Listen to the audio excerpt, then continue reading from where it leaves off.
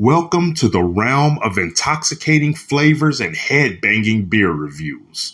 What's up, everybody? It's the Ginger Yeti, and I'm checking in from the road. I'm up here in Niagara Falls, Canada at the Brewtubers Get Together, and we're going to get into a beer today. I have a special guest, Paul, from PA Brew News, and also with a PA Outdoors couple. That's right. Go check his channels out. I'll make sure to link that down in the description. Go check them out.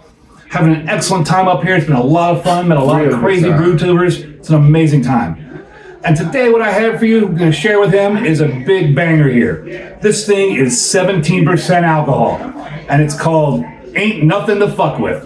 What does that remind you of? What's the first thing that comes to your head when you hear that name? Dying Fetus? Dying Fetus is wine. Yeah, wrong one to fuck with. This probably is the wrong one to fuck with. And this is from Mojave Brewing Company out of Henderson, Nevada. I got this a few years ago, actually. A friend of mine down in Atlanta sent it to me. Don't know where he got it. And I don't want to drink this thing by myself. And a beer day with TK is a little scared to drink these high ABV beers. So I finally found somebody that's into these big stouts, wants to check this out. Let's do it. So let's go get on into it. Can you hold that cup so I can open this? Like I said, this is a few years old.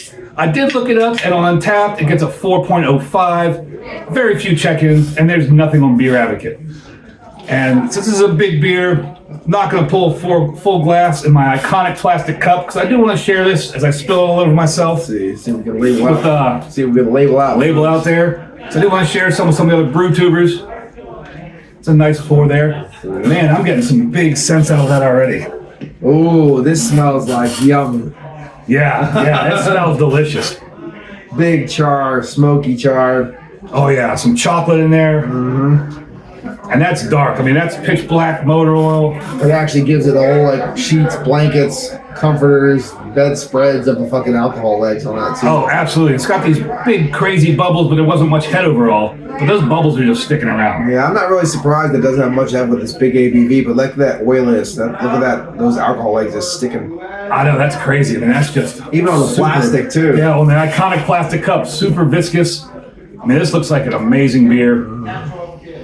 That smells delicious. It smells like it's a big pastry kind of stout. It's got a little bit of there's a very, very, very soft, like blackcurrant or cherry. But it gives me that like, kind of like chocolate cordial, kind of like the kind of rum-soaked chocolate. Oh, absolutely. And when you speak of like rum-soaked chocolate, surprisingly for a 17% alcohol beer, there's no big, huge, boozy thing in the nose. Yeah. I thought when I opened this up, I was going to get just crushed with alcohol, like I'm pouring a liquor out, and it's not there. No, you're getting that delicious, like layers of nuanced chocolate that even from like the bittersweet to full-on sweet, dry, dark chocolate. Right. I mean, this smells divine here. I mean, this is like this came from a nice chocolatier kind of It's thing. got a little bit of a kind of walnut husk barrel character. It's got a little bit of a drying char to it, but it's still a very nice smell. I wish there was more information on the can, because I wonder, because a beer with this alcohol, I would wonder if it was barrel aged or not. But there's no info in this can.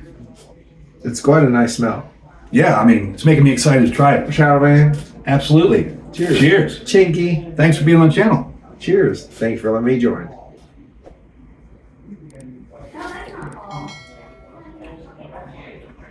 Wow. First of all, I have to say, there's no alcohol in this.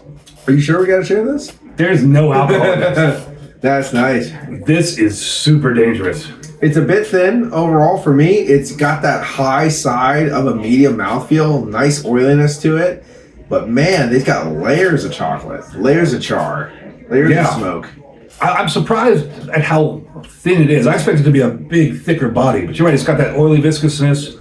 It does have a nice body, but just not nearly as thick as I would have expected from it. I'm also getting a little bit of coconut in there, like toasted coconut. Don't let Joe hear that. Come running. Man, but this is super dangerous. Again, I get almost that kind of like oaky, woody kind of walnut husk vibe going on in there. I'm totally getting that in the mouthfeel, or the taste. I'm sorry. It could be a little bit of that drying, burnt tonality from the malts, giving you a little of that walnut husk, a little bit of that kind of charry kind of character like a barrel. So it could not be maybe barrel aged, but maybe it's giving that kind of vibe. But this is a hell of a beer. Oh, it is, absolutely. As we're sitting here talking in between mouthfuls, just sitting here a minute, it almost has like a kind of a rummy kind of quality. Like when you have real good rum, you take a nice sip of real good rum and you sit there and let it just kind of sit in your mouth for a minute. It's almost got that kind of a quality, but it still isn't giving you any indication of the alcohol. And it's not giving you that typical like bright caramel, peppery bourbon character. It's giving you a different character, like a cognac or a rum, like you said. And there's not even any burn going down. I mean, there's no indication this is 70% alcohol. That is wild. Almost a touch of like either like blackstrap molasses or something like that going on within the beer. Yeah, absolutely. That is wow. That is amazing. Yeah. I mean, I am glad I sat on it long enough to share with other people. Kind of wish I would have drank it by myself now. So on my channel here, I do a little rating system. If you like the beer, it's horns up. If it's okay, you wouldn't mind somebody handing it to you, but you wouldn't buy it yourself necessarily. You give it let it play, and if it's terrible, it's a skip. I'm gonna give this a big horns up. Absolutely big horns up. You know, it's a real pleasure to have another metal brother here. Yeah. Do a beer review with another metal brother. Make sure you go check out PA Brew Reviews and PA Brew News. Yeah, that's all right. Damn, too many reviews around here. Yeah, right. And PA Outdoor Couple. Cheers. Cheers. Oh, you know what? I forgot to end it my proper way. Too many beers already. Yeah. Because as always, embrace the adventure.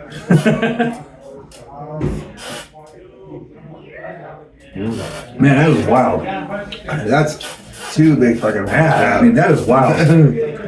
I just went to grab my phone to look it up on Untappd to see if it's actually 17%, and my phone's right here. Like, what is wrong with you, dummy? This is like a 9, for me, it would be a 9.5 out of 10.